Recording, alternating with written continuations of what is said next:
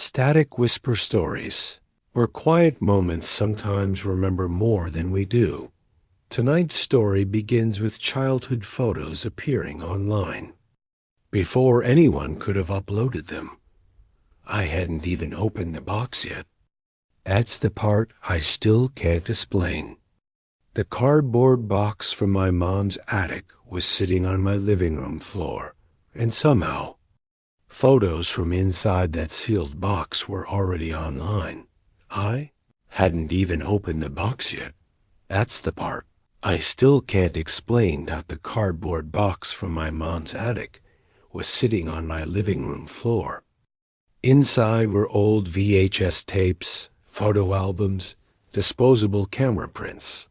The kind of analog childhood stuff most people my age are just starting to digitize before it fades away. And somehow, photos from inside that sealed box were already online, uploaded, tagged with my name, by an account that didn't exist the day before. That was the moment the unease started. Not panic, not fear, just a quiet, persistent wrongness, like hearing your own voice echo before you speak. Phase 1. The discovery. It began casually. I'd been procrastinating digitizing family memories for years. Everyone does. We assume those physical fragments will always wait for us. But after my mom downsized last winter, she handed me the last of it. My childhood, basically, in one taped-up carton. I figured I'd sort it over the weekend. That Friday night, I opened Instagram to unwind. Mindless scrolling. Vacation photos, food videos, algorithm comfort. Then I saw the first image. A photo of me at about 6 years old, sitting on a plastic dinosaur rocker in my grandmother's backyard. Late 90s time-stamp aesthetic. Slight sun fade on the print. The caption read, "Summer Memory Restoration, Daniel M. Age 6. That's my name. My full name isn't even on my Instagram. My first thought was simple coincidence. Someone who looked like me. The brain wants easy answers first. But then I noticed something else. That dinosaur rocker?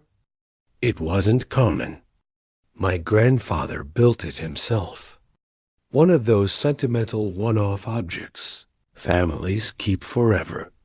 There shouldn't be another identical photo anywhere online, especially not since I hadn't digitized anything yet, because the box was still sealed. Phase 2.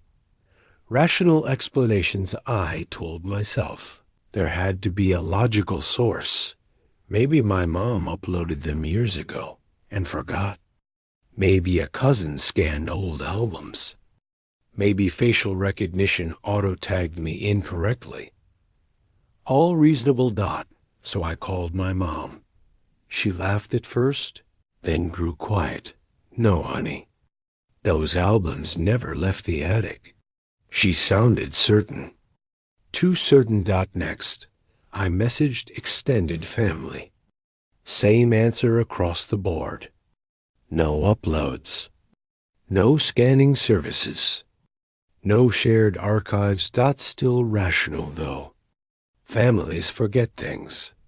But then a second photo appeared the next morning. This one hit harder. It showed my 7th birthday party. A cheap bowling alley party room. Paper cups. The exact uneven chocolate cake my mom always baked. Except this photo was taken from an angle I didn't remember anyone shooting from. And again, captioned with eerie precision, "Recovered memory instance. Confidence level high." Confidence level? That phrasing stuck with me. Normal people don't caption childhood photos like forensic analysis. Phase 3.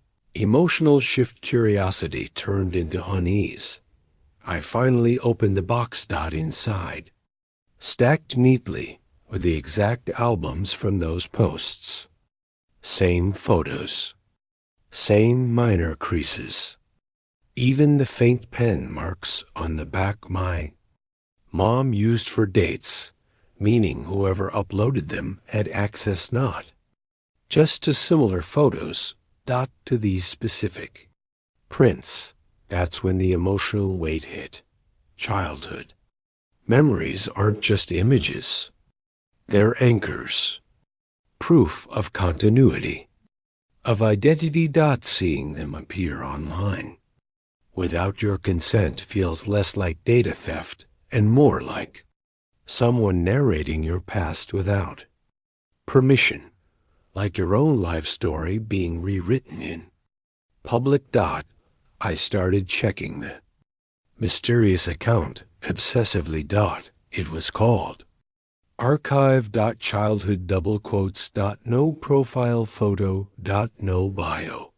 Just a steady drip of my past. Phase 4. The digital investigation. I'm not a tech expert, but I know enough to start digging. Meta first. The uploaded images had none. Completely scrubbed. That's unusual, but not impossible. Reverse image search showed nothing earlier than the uploads. Then I noticed something stranger. Some photos hadn't even been in the box. One showed me at a playground I barely remembered visiting. Another captured a school hallway moment that felt real but fuzzy, like a memory you only half trust. It triggered that unsettling question. Were these stolen memories? Or reconstructed ones? Because AI image reconstruction has gotten scary good. Feed it enough demographic data, location history, school records, social media context. It can generate plausible life moments, not accurate necessarily, but believable. And believability is enough to alter memory. That realization kept me awake most of that week. Phase 5.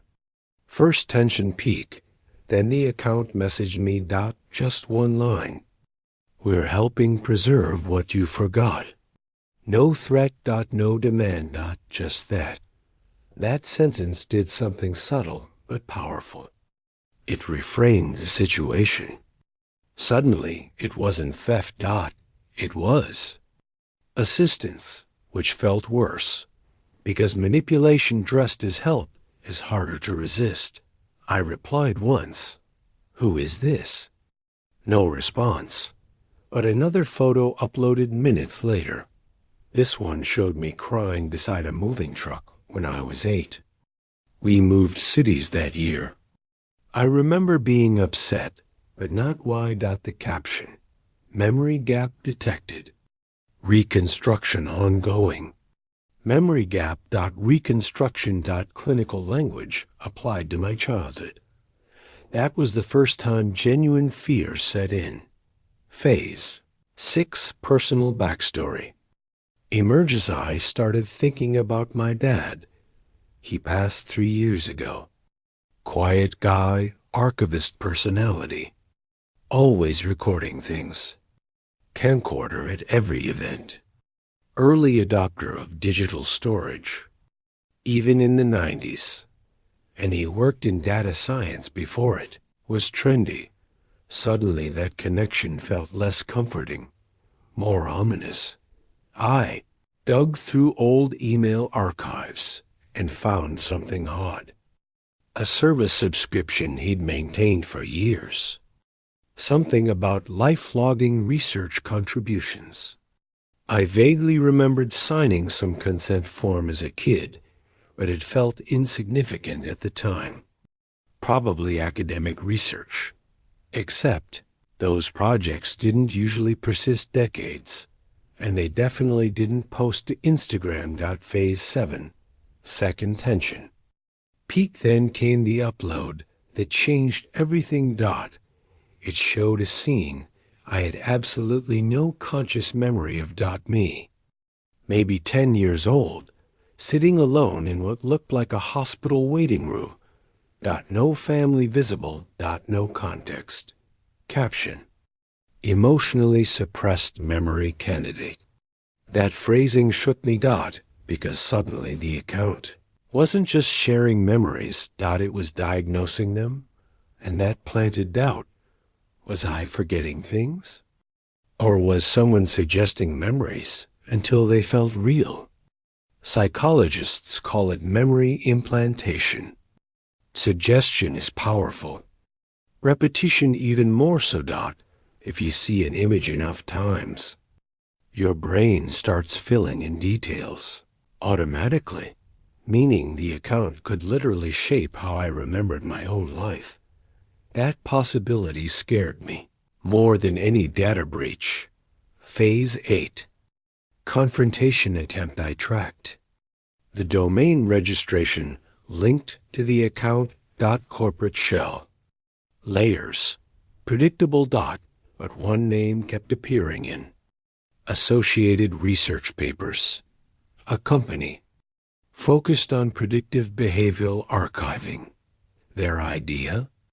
Build digital continuity models from childhood onward, supposedly for mental health support, dementia prevention, identity stability.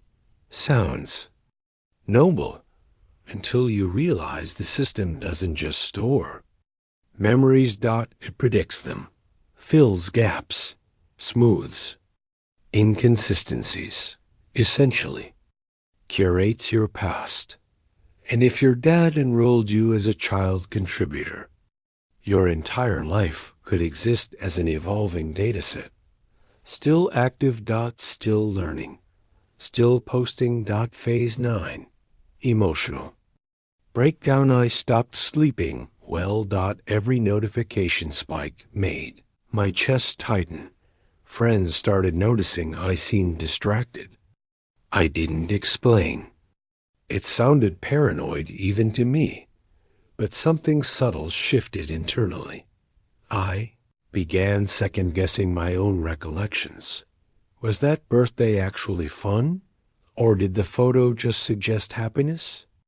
Did I really hate that old school? Or did repeated captions about social discomfort indicators create that narrative? Identity is memory layered over time. If memory becomes externally editable, who are you really? That question stayed with me. Phase 10. The twist 2 nights ago. The account posted again, but this time the image wasn't old. It was recent. Yesterday recent.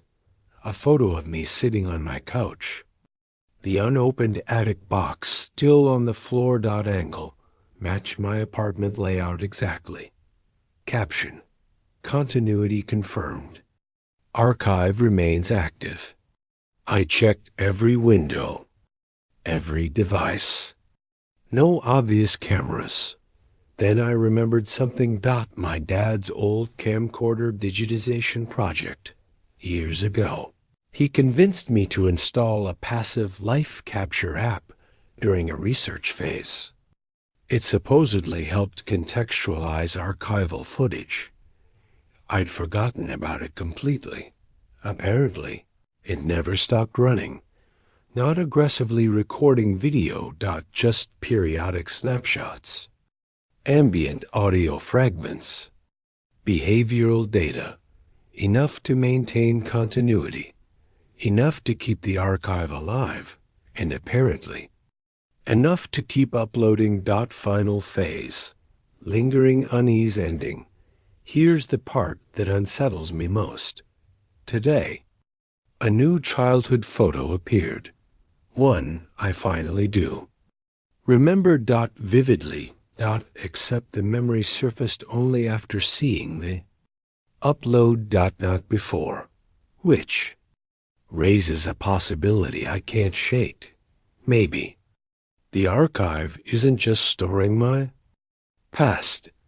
Maybe it's helping construct it, curating which memories stay accessible, which fade. Which get emphasized, and which.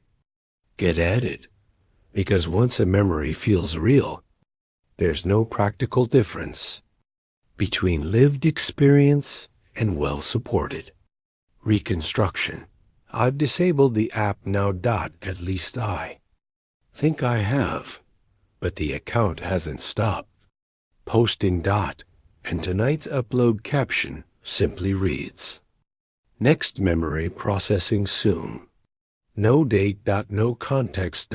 Just that quiet certainty. So if you ever start digitizing old childhood photos and you find them already online, you might want to ask yourself one question early. Not who uploaded them, but whether you actually remember them, or you're just remembering what the archive decided to keep. And honestly, I'm no longer sure which version of my childhood is mine, or whether that distinction still exists. After that last upload, I stopped checking the account every hour, not because I felt safer, because I realized something worse. Checking it seemed to trigger it. Every time I refreshed, another photo appeared sooner than expected. Not immediately, not predictably, but enough that it started to feel like feedback. Observation influencing output. So I tried ignoring it. That lasted exactly 2 days. Then curiosity won again. It always does when the subject is your own past. The newest upload was not dramatic. No hospital scene. No emotional childhood milestone. Just a photo of me sitting at my childhood desk doing homework. Except I do not remember that desk looking that organized. I was messy as a kid. Chronically messy. The caption read, "Behavioral refinement detected. Memory stabilization recommended." That wording unsettled me in a different way than the earlier posts. It implied correction, not preservation. I called my mom again. I asked neutral questions first. Whether I had ever participated in any long-term behavioral research as a kid. Whether Dad had mentioned anything unusual near the end of his life. She hesitated longer than before. Then she admitted something. Dad believed memory deterioration was one of humanity's biggest unaddressed problems. Not just dementia, but everyday erosion. Misremembering childhood. Losing emotional clarity. Rewriting personal history unconsciously. He thought technology could stabilize identity by continuously recording context, photos, audio, location traces, emotional cues inferred from voice tone and biometric patterns. A lifelong personal archive. She said he never intended it to become public. It was supposed to remain private research, something experimental. But after he died, she never checked whether the systems were still running.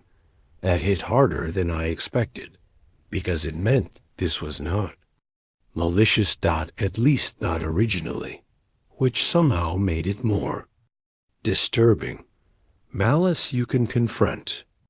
Intentions you can argue with. Automated continuation of someone's unfinished idea is harder to stop, especially when it involves data that already exists. The next development was subtle but deeply uncomfortable. Friends began referencing things I supposedly told them about childhood that I do not recall sharing.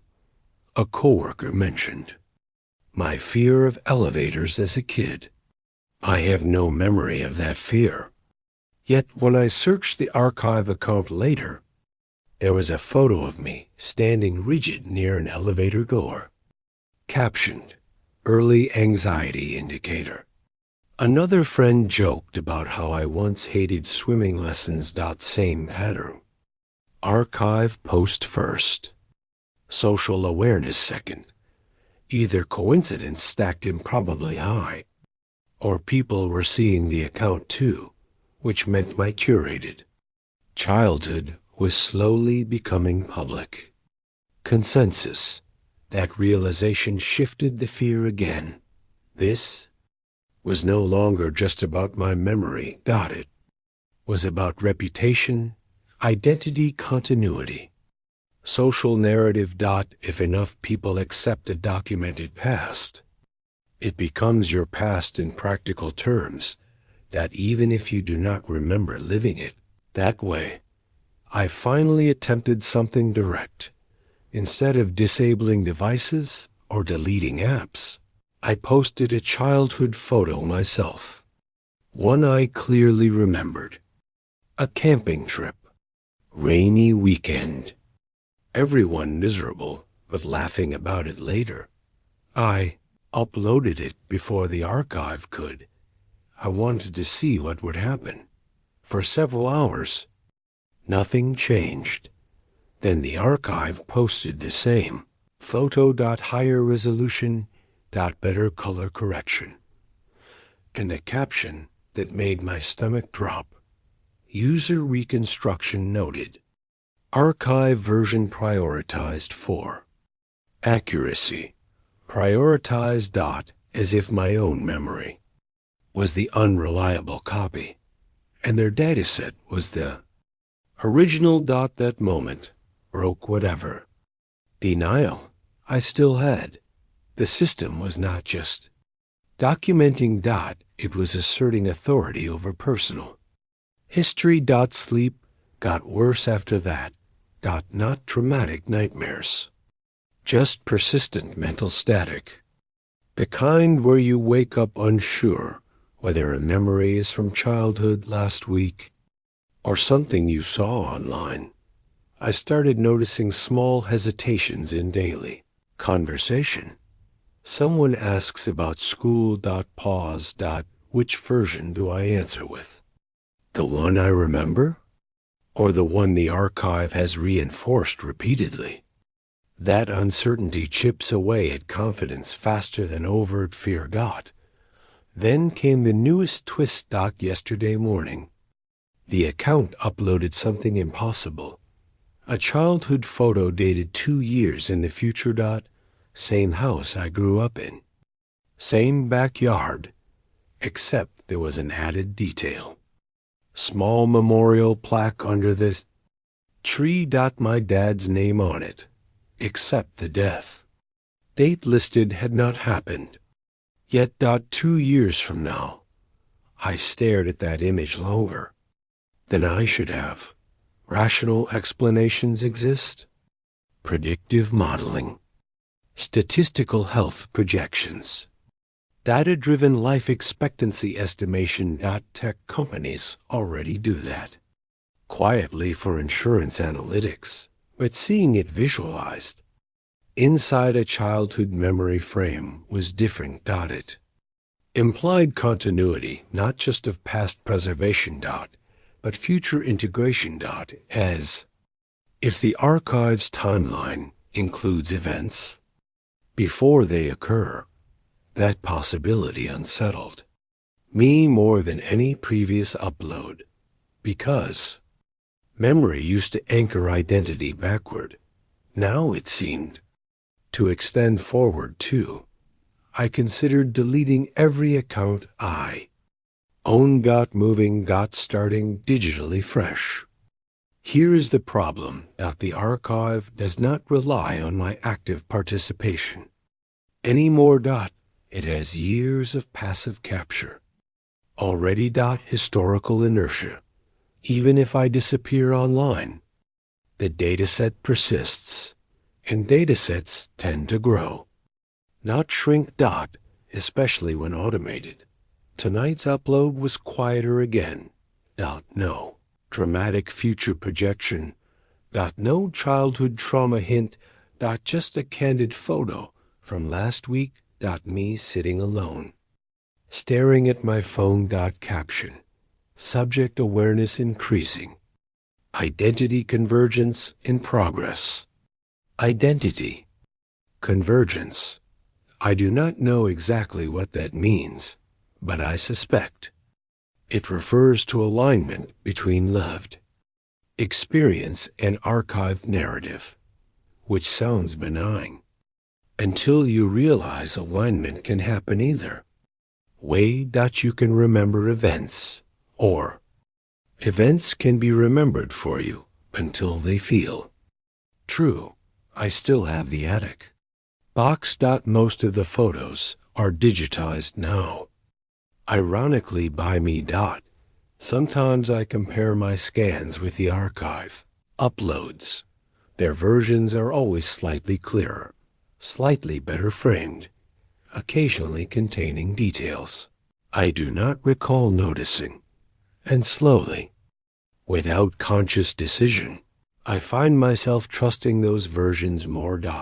Not fully, not yet, but enough that when someone asks about childhood, I occasionally visualize the archive photo first. Then the actual memory second. And the order matters, because the brain tends to privilege the clearest image, even if it was generated later. So here is where things stand. The account still posts. Not daily, not predictably. Just enough to maintain presence. I have stopped messaging it, stopped reporting it, stopped trying to outpace it, mostly because I am no longer sure resistance helps. Or whether resistance itself becomes another data point. If you are listening to this and you grew up in the early digital transition era, you might want to check something. Old experimental apps, research, permissions your parents signed, dormant cloud backups, anything described as passive capture, life logging, memory assistance, behavioral continuity, because those systems rarely shut down automatically. They persist. Optimized. They improve quietly. And sometimes they decide that preserving your past means curating it. Archive just posted again while I was recording this. I have not opened it yet. I will. Eventually. Curiosity always wins, but part of me already wonders whether the hesitation I feel right now will appear later as another caption, something like subject uncertainty documented. And if it does, that will mean the archive is not just watching memory. It is watching awareness. Which might be the final step before it stops distinguishing between the two. Honestly, I am not sure whether I still remember my childhood as it happened, or as it has been carefully reassembled for me. And I suspect that line, once crossed, does not really come back.